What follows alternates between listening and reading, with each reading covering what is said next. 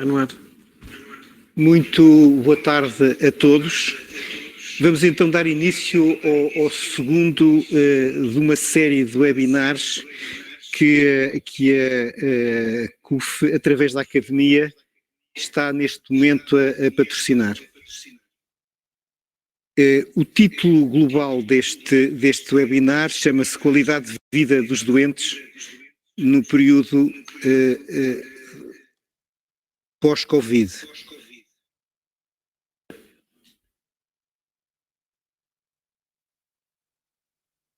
Este ciclo tem como objetivo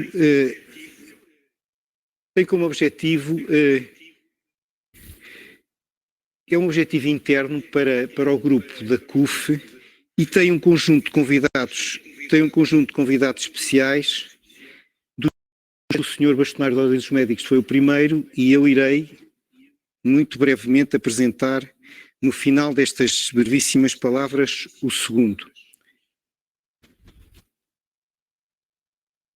Qual é que foi o objetivo da Academia CUF quando organizou este ciclo de webinars? Foi, no fundo, promover e partilhar experiências resultantes desta fase da pandemia, mas sobretudo viradas para tirarmos lições para os problemas clínicos que são identificados e que vão ser também progressivamente assinalados, para estarmos atentos na relação ao futuro e termos assim possibilidades de apoiar, tratar, reabilitar e prevenir através de cuidados de saúde, aquilo que vai ser o tempo pós-Covid, que eu estou seguro não vai ser um tempo sem Covid. Ou seja, nós vamos ter um tempo pós-Covid, mas que vai continuar a ser dominado pelo espectro do SARS-CoV-2. Este modelo do webinar é um modelo standard. Nós vamos procurar ter aqui uma conversa aberta, depois de uma apresentação que vai ser feita pelo o Dr. Filipe Frois. Eu queria, sobretudo, agradecer a presença de todos, aqueles que estão a participar ao vivo e aqueles que estão a participar de uma forma virtual, e queria também pedir-vos que, quando fizerem perguntas, eu tenho acesso a essas mesmas perguntas, para conseguirmos desfrutar também da partilha de informação para lá daquilo que o Dr. Filipe Frois vai fazer, que os fizessem nos primeiros 2/3 da apresentação dele, para eu conseguir filtrar e poder apresentar também algumas dessas mesmas questões, de modo a que haja um debate bastante vivo. Muito sinteticamente, eu agora tenho este gratíssimo prazer de apresentar o Dr. Filipe Frois, que, para além de tudo mais, eu começo pelo princípio, é licenciado em Medicina pela Faculdade de Ciências Médicas da Universidade Nova de Lisboa, entrou em 1979, entrou mais ou menos na mesma altura em que eu entrei, já numa fase um pouco diferente da minha carreira, mas não há assim uma diferença tão grande, enfim, tenho essa ilusão. Ele é assistente hospitalar graduado de Pneumologia e especialista em Medicina Intensiva no Hospital Polivalente, no Centro Hospitalar de Lisboa Norte. É também, muito recentemente, nos últimos 2-3 anos, doutorou-se em Saúde Pública na Escola Nacional de Saúde Pública, em Gestão e Administração Hospitalar. É consultor da Direção-Geral da Saúde e é membro da Task Force para a pandemia a SARS-CoV-2. É também membro do Conselho Nacional de Saúde Pública e, penso, fazendo a ligação com o primeiro webinar, é coordenador do Gabinete de Crise Ordem dos Médicos para a pandemia e é também um distinto convidado em vários programas de televisão, já o viram recentemente e vão provavelmente vê-lo ainda esta noite. O título da apresentação do Dr. Filipe Frois é um título aliciante, lembra um pouco aqueles westerns italianos, chama-se O Ano de Covid-19, o Bom, o Mau e o Vilão. E eu, sem mais demoras, vou-lhe passar a palavra dizendo que é um gosto enorme tê-lo aqui entre nós. Muito obrigado. Então, muito obrigado, professor Rendas, pelas amáveis palavras. Realmente lembro perfeitamente do professor Rendas quando chegámos os dois à faculdade. Portanto, não é uma ilusão, é uma realidade. E também queria agradecer o honroso convite na pessoa do professor João Passo para estar aqui a colaborar com aquilo que é fundamental para todos nós, partilhar conhecimento. Se pudesse pôr o meu slide, agradecia. Eu tenho uma pequena apresentação que tem este nome, como foi referido pelo professor Rendas, de O Bom e o Mau e o Vilão, que é uma apresentação que, se pudessem colocar exatamente, se baseia num filme do Western Spaghetti, precisamente, que é um filme do Sergio Leone, é um filme italiano, como um bom Western Spaghetti, que é, no nome original, Il Buono, Il Bruto, Il Cattivo. O bom, the Good, the Bad and the Ugly. Portanto, isto depois é traduzido para inglês, e se repararem bem, o bom era o Clint Eastwood. O bom era o Clint Eastwood novíssimo, como nós todos também já fomos, mas era o Clint Eastwood. Qual é a vantagem de utilizar este título? Este título é tentar utilizar estes conceitos do cinema para a vida real, fazendo uma reflexão. Mas temos que partir de uma premissa que o cinema é diferente da vida real. É que nos filmes o bom mata o mau, mas primeiro tem de desmascarar e tratar do vilão. E na vida real, em pandemia, as coisas não são tão simples assim e até são bastante complicadas. E, portanto, é isso que eu vos vou mostrar utilizando esta sequência do bom e do mau e do vilão. É fácil perceber quem é o mau. É o mau que tem uma outra particularidade que também muitas vezes nos filmes eles não têm. É um mau que não sabe que é mau. Esta é a primeira particularidade. O mau, que é o vírus SARS-CoV-2, não tem a menor noção que é mau. O que ele faz é o desígnio de qualquer micro-organismo, entrar numa célula e replicar-se. Portanto, ele não escolhe ninguém, ele apenas se limita a fazer que é reproduzir-se, que no caso do vírus chama-se replicar-se. E quem está à frente e quem ele entra é quem ele escolhe para se replicar. Sem maldade, sem qualquer intenção e sobretudo com outro pormenor, é que ele não para ir à casa de banho, não para ir almoçar, não para ir às compras ao supermercado, para ir buscar os filhos à escola, para fazer férias, não está de banco, não tem consulta e portanto ele só se replica. Isto quer dizer que um vírus que entra numa célula, ao fim de 24 horas, originou 100 mil cópias. Sábados, domingos, feriados, noite, tudo. A origem do mal também é uma origem que ainda não está totalmente caracterizada, mas pensa-se que resulta da recombinação de um SARS-CoV do morcego, que é o Bat-Cov RATG13, com um coronavírus de um pangolim. Isto acontece com muita frequência, a maior parte das vezes isto não tem viabilidade. Alguns de nós saem o Euromilhões, muito raros. É esta recombinação do Bat-Cov RATG13 com um pangolim, um coronavírus de um pangolim, houve viabilidade, houve capacidade de transmissão e houve capacidade de provocar doença. E temos neste momento toda a população mundial perante um micro-organismo novo para o qual somos todos suscetíveis, capaz de se transmitir com eficácia entre seres humanos e de provocar doença. Estão criadas as condições para a pandemia. Há muitas dúvidas e muita especulação sobre a origem deste vírus. Recentemente teve uma comitiva da OMS na China e o relatório preliminar é que a possibilidade disto ter sido origem laboratorial é extremamente improvável. Portanto, não está excluído, mas é extremamente improvável. Até prova em contrário, ele resulta da recombinação do Bat-Cov RATG13 com o coronavírus de um pangolim. Uma das características destes micro-organismos que provocam pandemias é nós pensarmos sempre que foi preciso muito azar para nos ter calhado uma pandemia, porque estas pandemias raramente acontecem. Os economistas têm o conceito do cisne negro para definir os acontecimentos altamente improváveis. E muitas pessoas pensam que a pandemia é um cisne negro. Errado. A pandemia e as pandemias fazem parte da história da humanidade. Se nós nos lembrarmos bem, há 12 anos tivemos uma em 2009. No século passado tivemos em 18, 19, 57, 58, 58, 69. E tivemos algumas que foram abortadas de início. Portanto, as pandemias fazem sempre parte da nossa história. A única incerteza é quando vão ocorrer.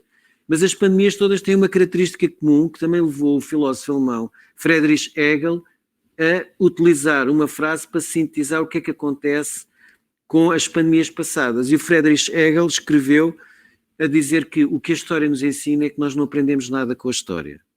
E estamos condenados a repetir os mesmos erros. Nós agora estamos a repetir os mesmos erros das ondas anteriores da pandemia, da mesma pandemia. Portanto, nós nem estamos a fazer erros de pandemias anteriores, nós estamos a fazer os mesmos erros, estamos a fazer em março e abril do ano passado. Portanto, e que fizemos, se calhar, em setembro e outubro. E como é que nós vivemos nesta situação? Entre ciclos de pânico, foi o que vivemos o ano passado, quando vimos as imagens da Itália e da Espanha, e depois ciclos de negligência.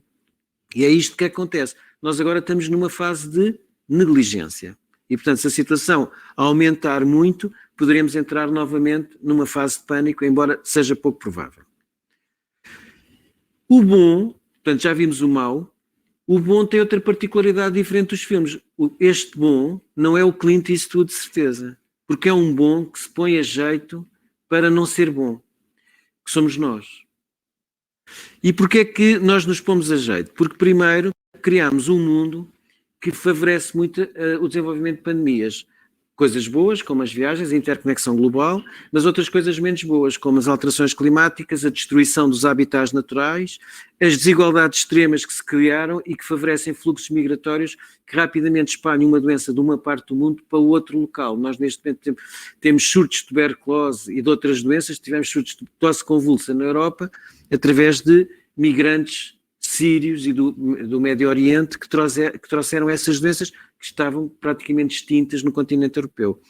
Mas nós criámos um mundo com outra particularidade, que é a desvalorização do conhecimento. Nós temos agora muitas fake news e isso tem um impacto terrível na gestão da pandemia, como vamos ver mais à frente. Depois, este bom, ao destruir os habitats naturais, fez com que houvesse facilidade de micro-organismos de diferentes espécies se cruzassem, as zoonoses. E foi isto que aconteceu. Nós estamos todos suscetíveis a um micro-organismo novo que tem uma outra particularidade. E é isto que o distingue como vantagens adaptativas. Há transmissão em indivíduos assintomáticos, portanto, nós nem sabemos sempre quando é que há indivíduos a transmitir. E para esta primeira pandemia, a coronavírus, nós temos um outro aspecto essencial, é que não temos nem fármacos, nem vacinas disponíveis para ele, ao contrário do que tínhamos com o vírus influenza. Este é a primeira pandemia que nós temos conhecimento a coronavírus e nós não temos nenhum antiviral, nem nenhuma vacina específica para eles. Temos agora as vacinas a partir de dezembro do ano passado, mas não havia. E depois tivemos um outro acontecimento que foi pôr-nos a jeito, foi relativamente à pandemia de 2009, da pandemia de gripe suína H1N1, em que nós tivemos uma noção que tínhamos uma capacidade tecnológica tão grande para resolver os problemas, que estávamos isentos e imunes destas novas ameaças e diminuímos os sistemas de vigilância e os sistemas de robustez de embate. Pusemos-nos completamente a jeito como isso aconteceu. E é por causa disso que nós agora estamos a viver uma pandemia desde o dia 11 de março do ano passado, em que já estão confirmados mais de 137 milhões de casos por diagnóstico molecular e mais de 3 milhões de óbitos por diagnóstico molecular. Esta é a primeira pandemia por diagnóstico molecular. Nas pandemias anteriores o diagnóstico era clínico, laboratorial simples, imagiológico. Todos estes casos são diagnóstico molecular. E com uma outra particularidade, é que a taxa de letalidade ronda os 2,2%. Parece pouco, mas para uma doença respiratória aguda é imenso. E este é o valor da mortalidade ou da letalidade da pandemia, da mãe de todas as pandemias, foi a pandemia de gripe espanhola em 18-19. Portanto, este é o mesmo valor, só que tem uma diferença. 100 anos depois, em que nós temos hospitais, cuidados intensivos, TACs, diagnósticos moleculares. Portanto, isto não havia há 100 anos. Portanto, imagine o que teria sido esta pandemia há 100 anos atrás. Como é que se caracteriza uma pandemia? Caracteriza-se através de dois aspectos essenciais. A eficácia da transmissão e a gravidade. A eficácia nós já sabemos que se faz por gotícula e um outro aspecto vantajoso e adaptativo é indivíduos sem procedimentos invasivos na via aérea, por chorarem, cantarem, gritarem ou, muitas vezes, espirrarem e falarem mais alto, conseguem transmitir o vírus por aerossol. Portanto, isto é uma vantagem adaptativa.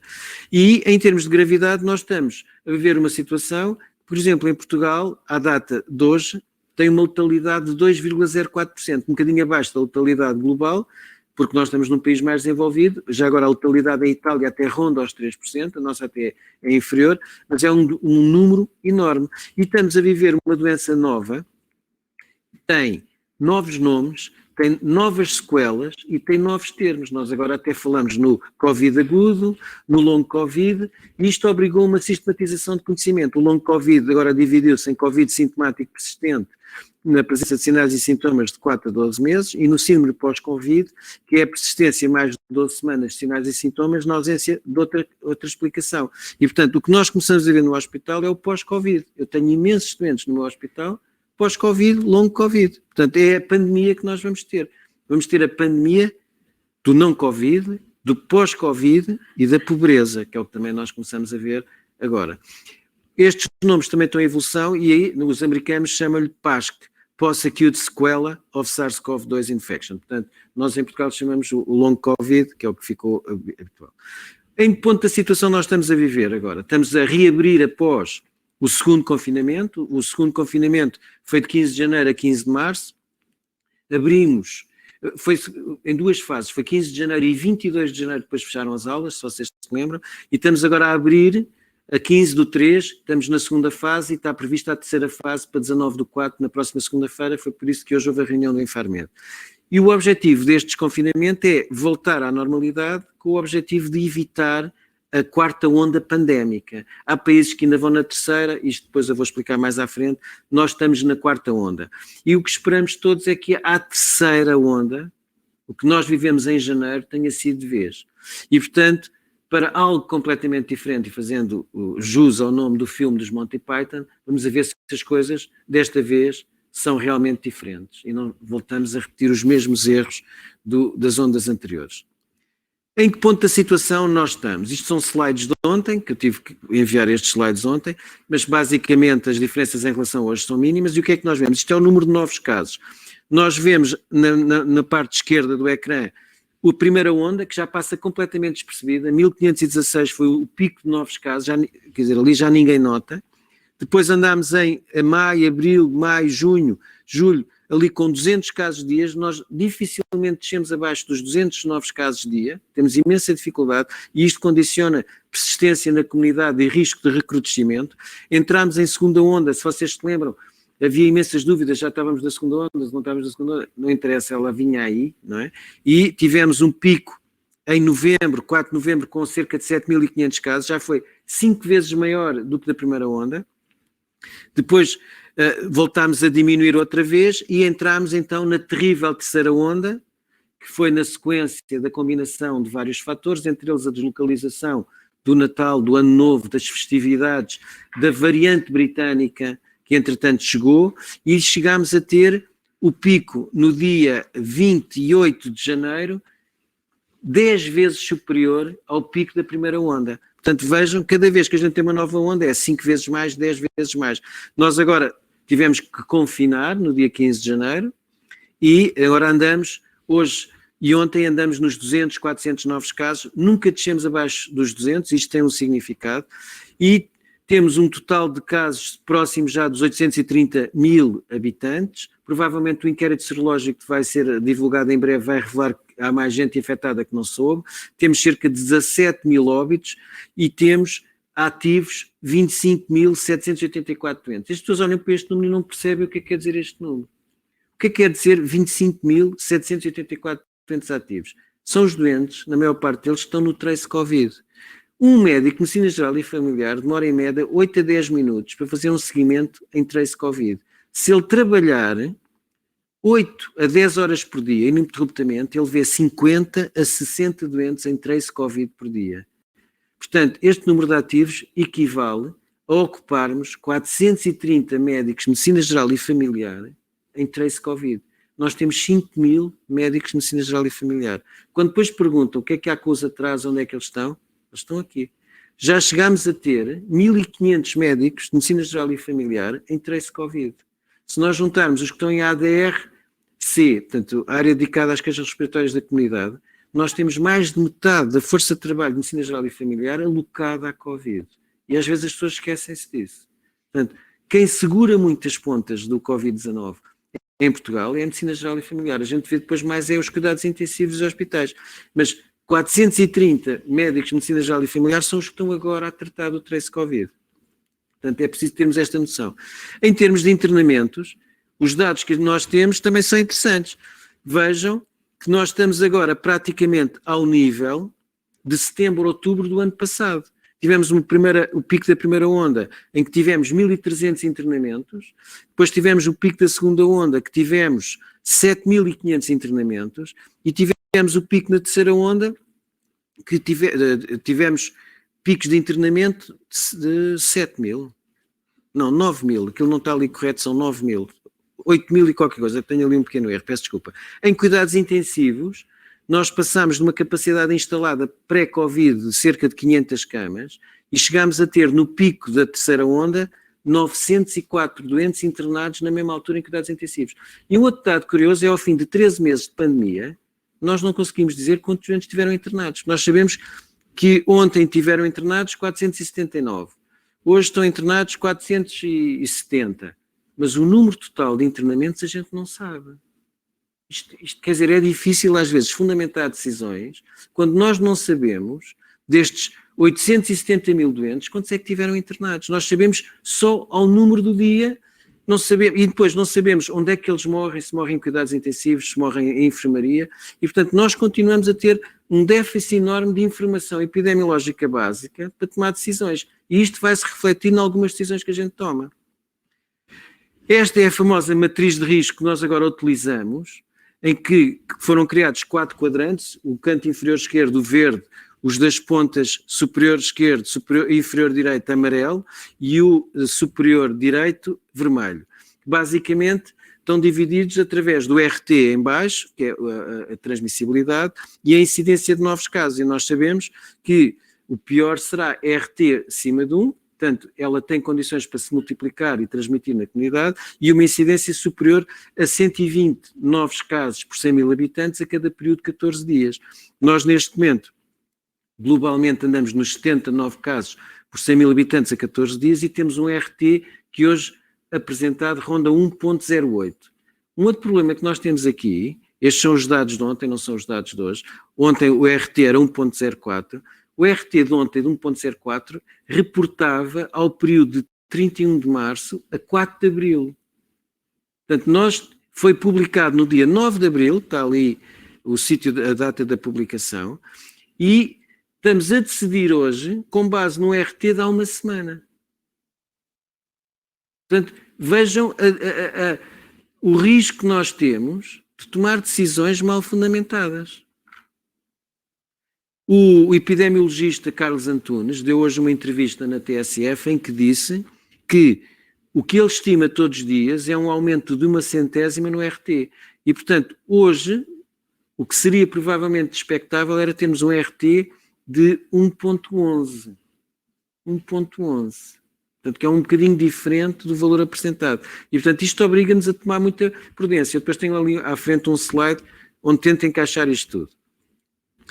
Um outro aspecto que muitas vezes, na relação da doença, nós verificamos foi que, agora não tanto, mas até à terceira onda, nós confundíamos o impacto da pandemia com a mortalidade dos mais idosos. Nós só estávamos a ver a ponta do iceberg.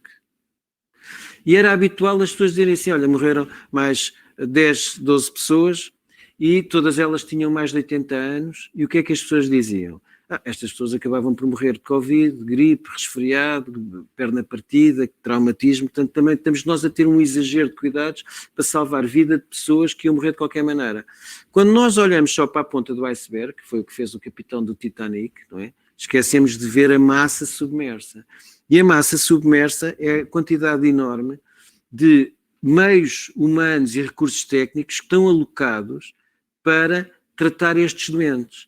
E nós tratamos bem estes doentes, mas para isso tivemos que quase duplicar ou triplicar a nossa capacidade de cuidados intensivos, alocar imensos meios para tratar os doentes na comunidade, nas enfermarias em cuidados intensivos. Nunca tivemos tantos doentes com ECMO ao mesmo tempo e o que nós fazemos é muitas vezes salvamos as pessoas ao fim de muitos dias e as pessoas têm a menor reserva fisiológica, são os mais idosos é que morrem. E nós confundimos este partezinha com o todo. E quando morreram 100 mil americanos em 24 de maio do ano passado, eles tiveram o mesmo problema que nós tivemos. Só que o New York Times resolveu fazer uma capa para ajudar a clarificar quem eram estas pessoas. E então escreveu o nome, a idade, a profissão e quem eram dos 100 mil pessoas que faleceram. E se nós olharmos para estes nomes e para estas pessoas, nós chegamos à conclusão que alguns somos nós, outros são os nossos familiares. Ele deu rosto aos mortos e demonstrou que os mortos não são só os mais idosos, nem são os outros. São pessoas como nós. E quando nós atingimos a mortalidade de 1 milhão, a comunicação social tem feito um acompanhamento incrível em termos de iconografia da pandemia. E esta é a capa do Público quando no mundo atingimos 1 milhão de óbitos, uma capa toda a negro com 1 milhão. E os americanos, que já agora andam-se a aproximar dos 600 mil óbitos, vejam bem, morreram mais americanos com a Covid-19 do que perdas em combate de americanos na Segunda Guerra Mundial. Nós não temos esta noção. Já morreram mais enfermeiros com Covid do que enfermeiros em combate durante a Primeira Guerra Mundial. Curioso. E os americanos resolveram, o US Today resolveu demonstrar o que é o significado de morrerem 500 mil americanos. É perderem, por exemplo, a cidade de Miami. É como se a cidade de Miami tivesse desaparecido. A próxima cidade a desaparecer, que tem cerca de 560 mil habitantes, é Atlanta. Portanto, eles foram pondo cidades americanas. Portanto, eles Miami já desapareceu. Portanto, eu estou aqui. E agora, nós estamos então, quando olhamos para a ponta do iceberg, o que nós vemos é uma pandemia iníqua e enganadora. E esta parte enganadora é uma vantagem adaptativa do vírus, porque o que este vírus faz é afeta muitos, em que esses muitos têm pouco impacto no imediato e a poucos tira tudo. O problema é que nós só sabemos no fim a quem é que tira tudo. E, portanto, nós não podemos continuar a confundir esta parte com o todo. E o nosso Serviço Nacional de Saúde não tem elasticidade. Isso significa que quando nós desviamos do não-Covid para o Covid, deixamos de fazer no não-Covid. A minha unidade era não-Covid. Nós passamos para a unidade Covid. Nós deixamos de operar, porque a minha unidade dá apoio ao bloco, nós tivemos que fechar o bloco para ter doentes Covid que estavam, não é, a morrer nas enfermarias. Portanto, nós não temos elasticidade para fazer as duas coisas ao mesmo tempo. E, portanto, quando há pessoas que não aderem a estas medidas de adesão e que permitem a criação de cadeias de transmissão, nós todos estamos a ser avaliados. E esta pandemia acaba por ser um teste à nossa cultura individualista e à nossa cidadania e responsabilidade individual e coletiva. E hoje tenho um artigo de opinião no Diário de Notícias onde refiro isso, precisamente. É um teste à nossa cidadania e à nossa responsabilidade individual. Se nós quisermos ver então agora a capa ou a face oculta da pandemia, nós temos aqui os relatos de pessoas que sobreviveram. Temos ali o relato, por exemplo, de uma enfermeira do Hospital Garcia da Horta que teve meses, teve traqueostomizada, teve em ECMO no São João, teve meses. Temos ali uma imagem pública de uma das pessoas de 30 e poucos anos que morreu em Monsaraz. Vemos que há óbitos em todos os grupos etários, menos, felizmente, nos grupos mais jovens, mas há. Vemos as fragilidades do nosso sistema de saúde, vemos as lesões que persistem passado muito tempo e vemos um dado muito curioso que é, eu nunca tinha assistido isto na minha vida profissional. Nesta pandemia, verificaram-se óbitos de 17 mil profissionais de saúde em todo o mundo. Só no Brasil, morreram mais de 1000 profissionais de saúde e tem ali os rostos de alguns profissionais de saúde brasileiros que morreram. A gente pensa que são sempre pessoas mais velhas, portanto, olha, tem ali alguns, que é para a gente perceber que nós podemos estar ali. Nós aguentámos a terceira onda, aguentámos o embate muito pelo apoio em que os profissionais de saúde tiveram um papel preponderante e estamos agora a desconfinar. E mais uma capa do jornal I, a abrir o fechecler. É isso que nós estamos a fazer agora, é abrir o fechecler. Eu já vos falei do mau, que não sabe que é mau, do bom que se põe a jeito, e agora compete-me falar do vilão. Quem é o vilão? O vilão são os negacionistas, são as pessoas que alimentam as fake news e que não percebem que uma fake news, quando tem impacto na vida de outra pessoa, já não é uma fake news. É aquilo que eu designei por dangerous opinion. Nós todos temos direito a opiniões, mas quando as nossas opiniões põem em causa a vida dos outros, nós somos responsáveis por essa vida que se perdeu. E muitas destas pessoas negam a pandemia e negam a ciência, como se, negando a pandemia, negando a ciência, nós pudéssemos voltar à normalidade social e económica. E agora vamos desmontar alguns destes argumentos. Covid is fake, que é o que diz aquele indivíduo. Vamos tentar perceber que estas pessoas que negam são pessoas também como nós. E, portanto, nós podemos ser o bom ou os vilões que ajudam o mal que não sabe que é mau. E isto é diferente do filme do Sérgio Leone. Vamos agora então perceber como é que isto funciona. Se eu negasse a pandemia e negasse a ciência, o vírus não deixava de existir. Continuava a transmitir-se. Mas, se nós não tivéssemos cuidados, ele até se transmitia mais. Se transmitia mais, nós tínhamos mais casos. Tínhamos mais casos, tínhamos mais formas graves. Tínhamos mais formas graves, tínhamos mais internamentos e mais óbitos. Tínhamos mais facilmente ruptura total do Serviço Nacional de Saúde, quer para a área Covid, quer para não Covid. Entrava tudo em colapso. E a disrupção social e económica era muito superior. Portanto, negar a realidade que entra pelos nossos olhos adentro não nos ajuda a resolver a pandemia, porque a pandemia continua a existir e ainda seria mais facilmente transmissível. Portanto, negar a ciência só agrava a realidade. E depois nós tivemos todo um conjunto de movimentos, Médicos pela Verdade, já agora o líder do movimento dos Médicos pela Verdade, dos auto-intitulados médicos, foi meu colega de turma na faculdade. Eu nem me tinha apercebido, só uma vez é que fui à comunicação social e percebi que era um colega meu de turma, que eu era amigo, que era um dos responsáveis pelos Médicos pela Verdade. E isso motivou-me a ser mais interventivo e a tentar esclarecer que não há meia dúzia de iluminados que veem uma coisa diferente que 99,99% das pessoas, das organizações científicas, das instituições humanitárias, não veem. Eles não são iluminados e nós não somos burros. Quer dizer, eles estão enganados e manipulados. E, portanto, o que nós temos que explicar é que o vírus e a pandemia é que provocam a disrupção social e económica. Não é negar o conhecimento, não é usar máscara que perturba a economia. É o vírus que nos obriga a usar máscara e ter distanciamento social. E, portanto, negar o conhecimento é agravar os efeitos da pandemia. Portanto, nós temos de estar todos unidos no combate ao inimigo comum, que é o SARS-CoV-2. Não é negá-lo que ele deixa de desaparecer. E, portanto, o que nós temos que perceber é que a maior parte destas pessoas nem são especiais, nem acordados, nem iluminados, nem são peritos em nada. São pessoas que, como diz aquela citação, têm acesso à internet. E nós já vivemos isto em 2009. E o professor Polland escreveu no New England uma frase que tem a maior atualidade, que ele diz assim: no final as sociedades vão ter que reconhecer que a ciência não é uma democracia, na qual o lado que grita mais, eu até depois acrescentei, que tem mais likes no Facebook, ou que grita mais alto, decide o que está certo. Se tivermos ali 1 milhão de pessoas lá fora a gritar que 1 mais 1 é 3, 1 mais 1 será sempre 2. Sempre. E, portanto, nós temos que perceber isso. E, ao percebermos isto, nós somos parte do problema ou parte da solução. E, portanto, para onde vamos em relação ao que vai acontecer, depende das escolhas que nós fizermos. E as que eu escolhi foram muito claras. Eu escolhi o conhecimento, eu escolhi a coordenação e eu escolhi a coesão nacional no combate ao inimigo comum. Portanto, os bons, recapitulando e quase terminando, somos nós.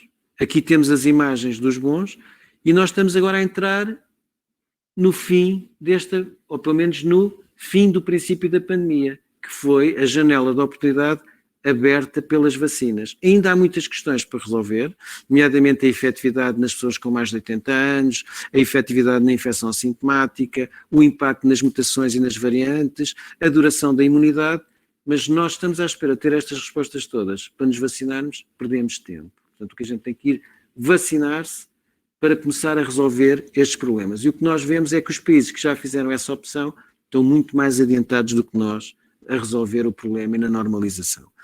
Se vai haver necessidade de reforço, logo se verá. Se vai haver necessidade de uma vacina conjunta gripe SARS-CoV-2, logo se verá. O que nós neste momento temos que perceber é que a vacina é o passaporte que nós precisamos para a normalidade. Nós temos muitas vacinas e é habitual as pessoas compararem eficácias diferentes de vacinas que são diferentes. Este slide que eu tenho aqui é do Economist. Tenho 2 slides do Economist que tem já agora uma iconografia extraordinária para as pessoas perceberem.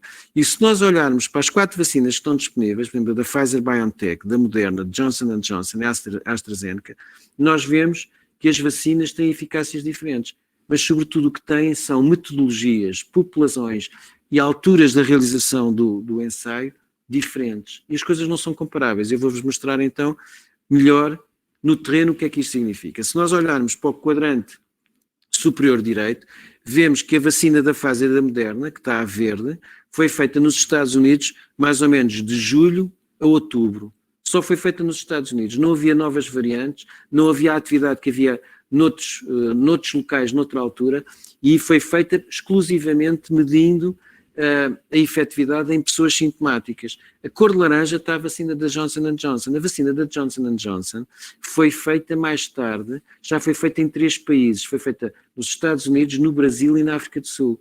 Já apanhou a variante brasileira, já apanhou a variante sul-africana e já apanhou uma atividade completamente diferente. Portanto, e foi feita com uma metodologia diferente de toma única. Não é comparável esta eficácia. Mas há uma coisa em que elas são todas comparáveis. É que as pessoas vacinadas nos ensaios, nenhuma foi hospitalizada e nenhuma morreu com Covid. Esse é o fator de comparação entre todas as vacinas contra a Covid. É as pessoas vacinadas nos ensaios, nenhuma morreu Covid, nenhuma precisou de hospitalização. Mas nós temos agora um outro problema, que são as variantes.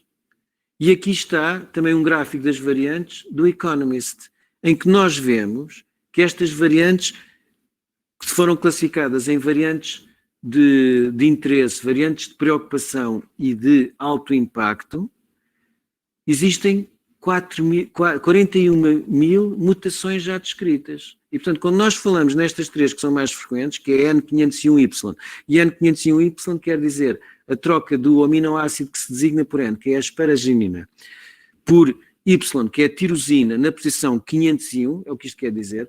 A maior parte destas mutações ocorrem nos 3.800 aminoácidos nas bases que codificam a glicoproteína S. E esta N501Y aumenta a afinidade para o receptor ACE2 das células do hospedeiro, aumentando a transmissibilidade em cerca de 40% a 80%.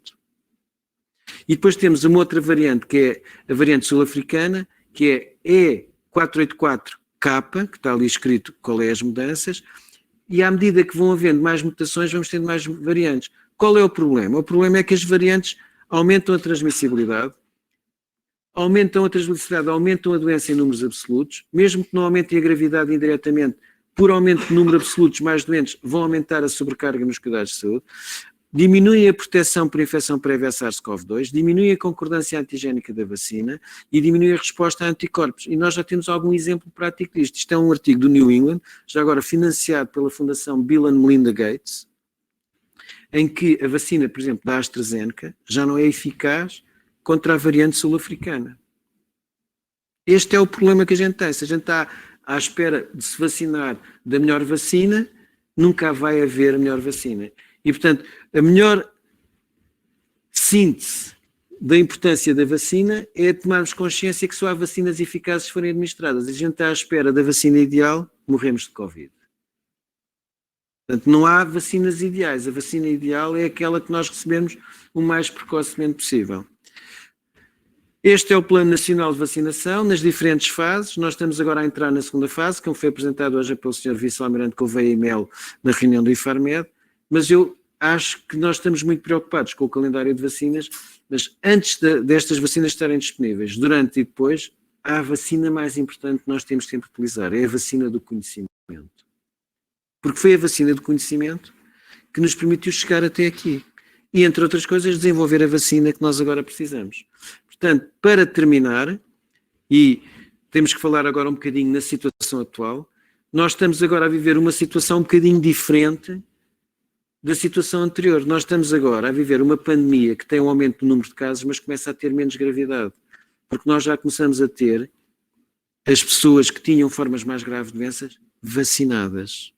Portanto, nós temos neste momento o grosso da doença entre os 20 e os 60 anos.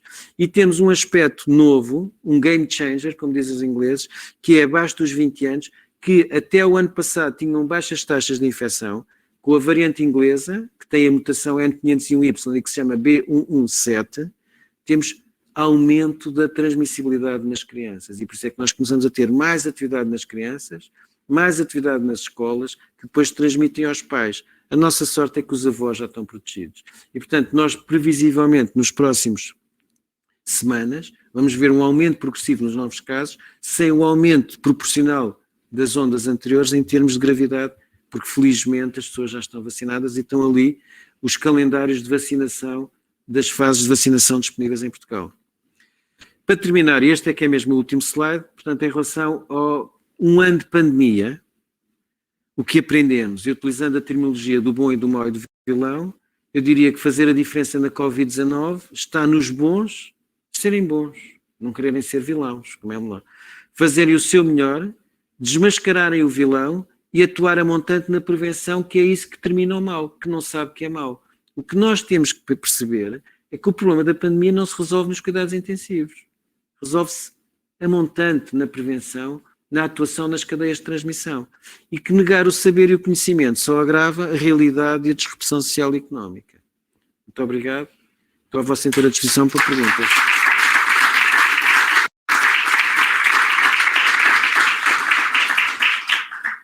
Bem, muito obrigado. Eu acho que isto foi uma apresentação simultaneamente realista, eu diria otimista, mas com fundamento científico que caracteriza a sua forma de estar e de viver. É muito bom ter um intensivista, como é o caso do Filipe Frois, a dizer que estas coisas resolvem-se a montante e que o esforço enorme que tem sido feito pelo vosso grupo, que é notável e tem que ser elogiado, não vai resolver a questão. Eu tenho aqui uma pergunta e vou começar por fazer justiça a quem me fez essa pergunta, e depois tinha 2 ou 3 pequenos comentários apenas para continuar a ouvir, porque eu acho que nós ficaríamos aqui o tempo que dispusesse para continuarmos a desfrutar do seu conhecimento. Esta questão é uma questão interessante porque tem a ver com a maneira como as autoridades de saúde têm comunicado estas situações.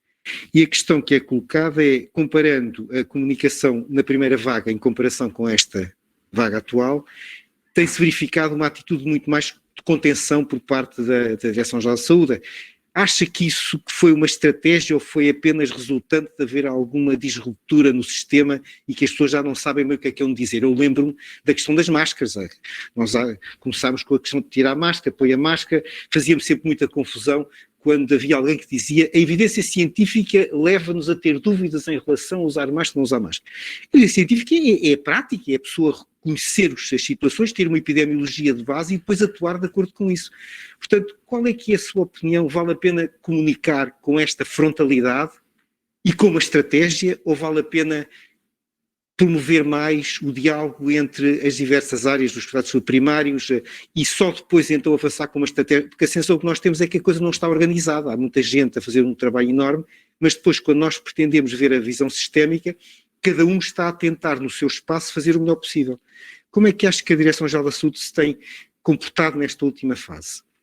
Bom, eu, muito obrigado pela questão. Apesar de ser consultor da Direção-Geral da Saúde e membro da Task Force, há aspectos que ultrapassam a minha colaboração com eles. Portanto, até posso dizer que a maior parte dos peritos neste momento da Task Force já nem se reúnem com a Direção-Geral da Saúde. Portanto, é uma realidade, é público. O que esta pandemia revelou, a meu ver, foi 2 aspectos essenciais: a importância da comunicação e a importância da coordenação. Coordenação a nível regional e nacional e internacional.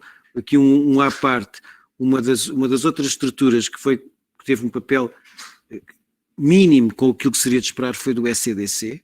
Portanto, a União Europeia, em termos de coordenação, teve imensas falhas. Quer dizer, em termos do bem mais importante da União Europeia, que são as pessoas, a União Europeia não soube o que fazer, não teve uma atitude articulada e coordenada. E também não teve uma comunicação. Nós vemos agora, em relação às vacinas, o ruído que se fez, a falta de comunicação e de articulação que houve.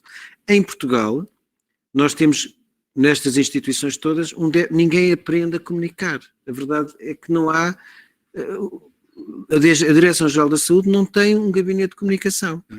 Pronto. O Ministério da Saúde tem assessores de comunicação, com certeza, mas não há uma estratégia clara e articulada de comunicação. Isto significa que muitas vezes, e também esta é uma situação nova em que as pessoas muitas vezes não sabem o que é onde dizer e que muitas vezes tentam minimizar a situação e confundem minimização com paternalismo.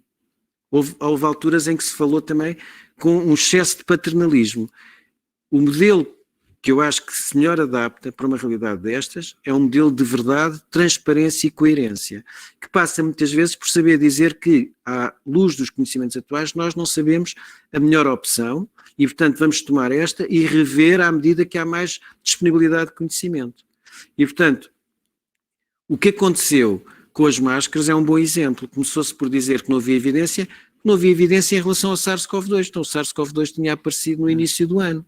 E, portanto, não há trabalhos de máscaras com o SARS-CoV-2 passado poucos meses. É impossível haver. Não é? E os vírus têm características diferentes. Este tem outras formas de transmissão. Agora, o que nós sabemos é que muitas vezes a maneira de comunicar pode dizer, dando um exemplo de como é que se comunica. A ausência de evidência não é evidência da ausência. Eu não sei se sabem, mas não há evidência de que os paraquedas são eficazes. Alguém quer saltar sem paraquedas? Não, pois não. Não há capacidade de fazer um ensaio randomizado sobre a eficácia dos paraquedas. E ainda bem, porque quer dizer, ninguém se submeteria a um ensaio randomizado e aleatório de meter ou um saco vazio ou um paraquedas para saltar de um avião para ver o que é que dava. Portanto, há coisas na vida, por exemplo, nós agora não podemos fazer ensaios de eficácia entre dar antibiótico e não dar antibiótico, como é lógico, porque os antibióticos são eficazes. Portanto, e há muitas maneiras de não cair neste extremo, de confundir a ausência de evidência com a evidência da ausência.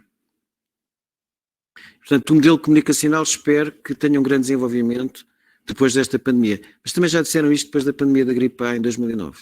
Pois, o problema é exatamente esse. A outra questão que eu acho que é interessante e que está também na berra, porque aquela ideia de fazer confinamentos locais, de acordo com... é uma situação que está a gerar frases extraordinárias. Há presidentes da Câmara que dizem: como é que eu, tendo tão poucos casos e tão poucos habitantes, o meu rácio sobe? Ou seja, é preciso comunicar também com as populações e com as pessoas que estão regionalmente. Acha que isso vai resolver o assunto, começar a fazer confinamentos regionais de acordo com o agravamento do... O Gabinete de Crise da Ordem dos Médicos já há muito tempo elaborou um conjunto de normas e nós tivemos capacidade de perceber que isso era extremamente disruptivo, até porque há pessoas que moram no limítrofe dos concelhos. Eu até vou dar um exemplo, um dos elementos do Gabinete de Crise mora a 2 metros do limite, ele mora em Carcavelos e a 2 metros da casa dele é Oeiras. Portanto, se ele tiver, e ele estava em Carcavelos onde não podia ir a determinados sítios, ele não podia, e a padaria onde ele ia buscar o pão não podia atravessar o concelho porque era em Oeiras. Portanto, isto não faz sentido nenhum, como é lógico. Não é? Até porque se nós, o que é que acontece? Se nós tivéssemos uma zona fechada e à volta aberta, as pessoas todas iam para a zona aberta e acabavam por transmitir a doença. Portanto, isto não há soluções fáceis. Hoje foi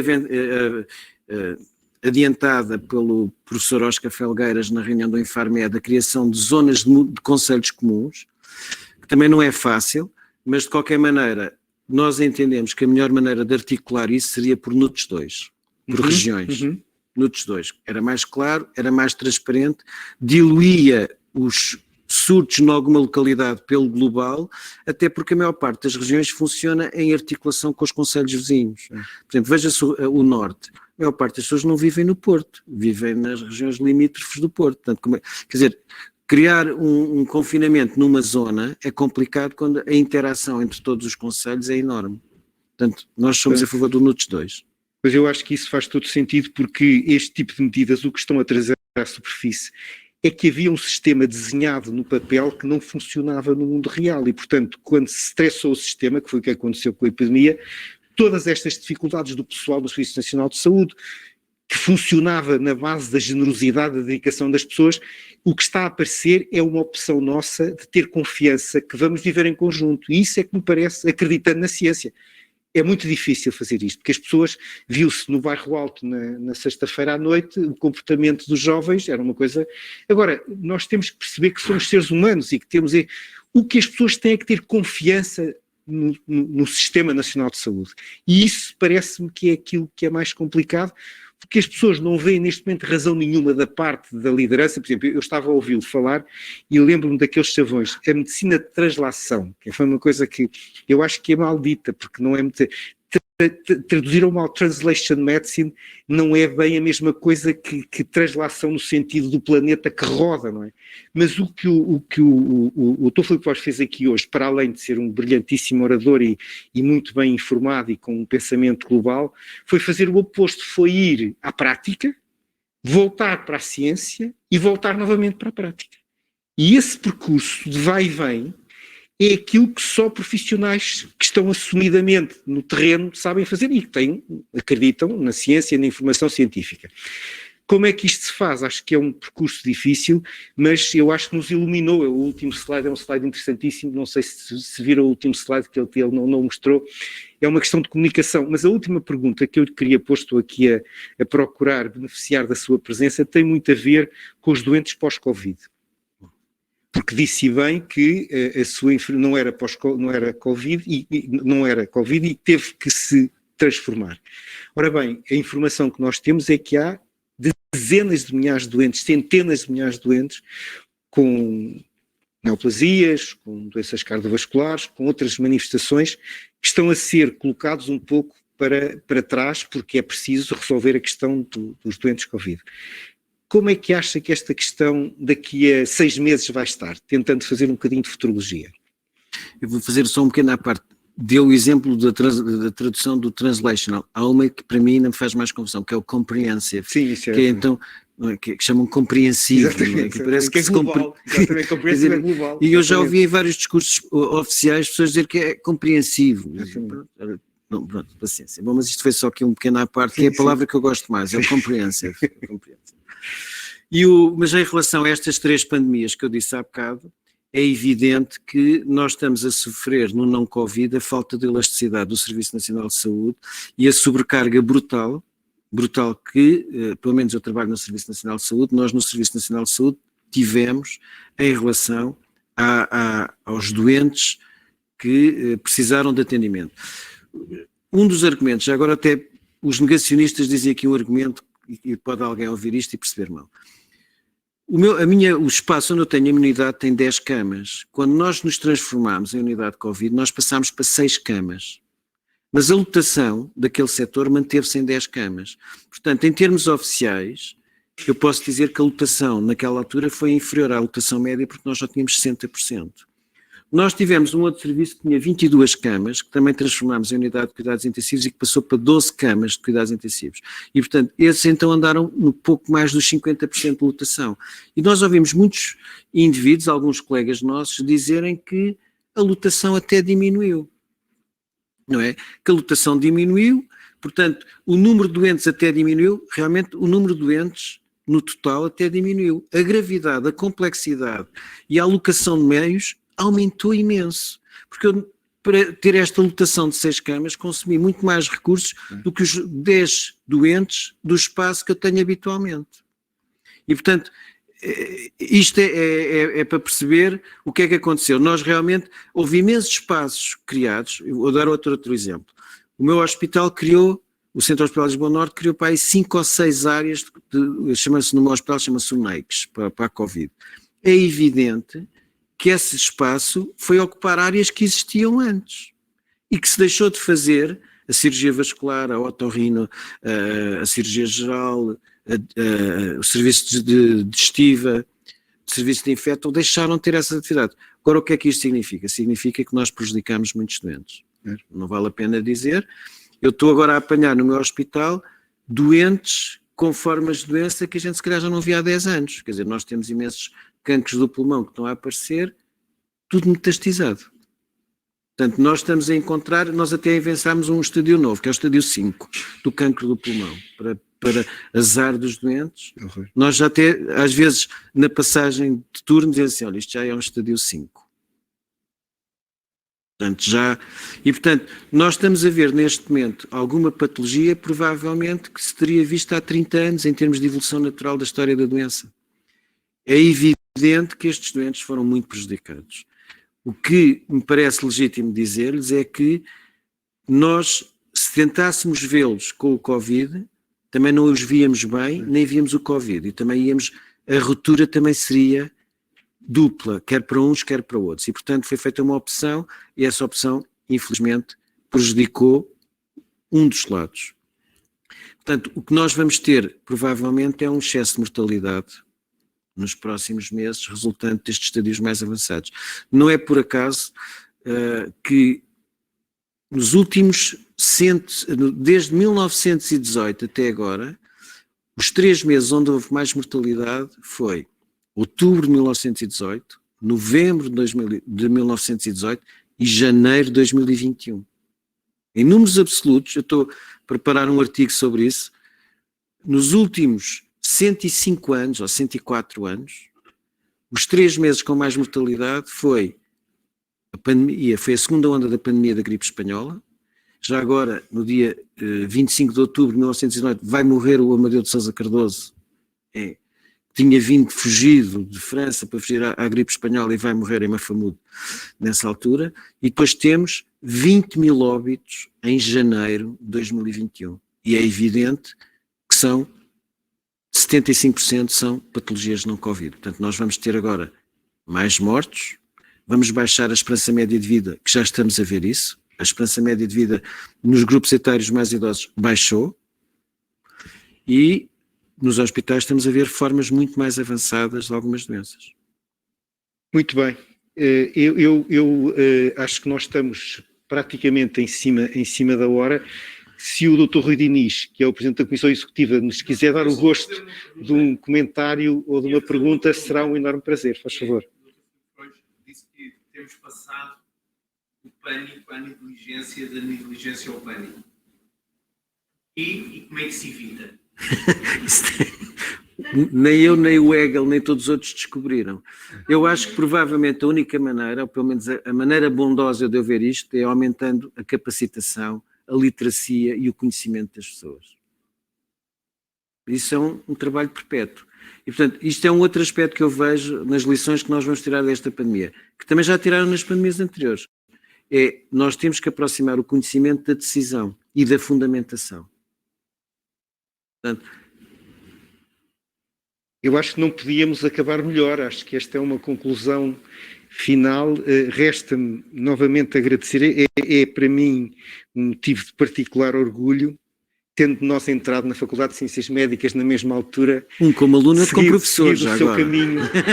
Seguido o seu caminho, nós estamos todos a aprender. Olha, a grande lição que nós tiramos aqui é uma lição de humildade, é uma lição de coerência e de seriedade em relação a um problema que ninguém estava à espera, mas que nos está a testar a todos. E, portanto, é muito bom ter pessoas como o Dr. Filipe Frois, que, para além de tratar os doentes na primeira linha, têm esta capacidade sistémica, global, não holística, na verdadeira acessão da palavra, de nos vir aqui partilhar o seu saber e a sua experiência com esta aparente simplicidade que é aquilo que caracteriza as pessoas que realmente sabem dos assuntos. E mais uma vez, muito obrigado, foi um gosto muito grande estar novamente consigo e eu espero que tenhamos feito justiça a esta iniciativa da Academia CUF e a este desafio que estamos todos a lançar uns aos outros, de poder com verdade e com seriedade e com coerência trabalhar em conjunto para tratar a saúde dos portugueses.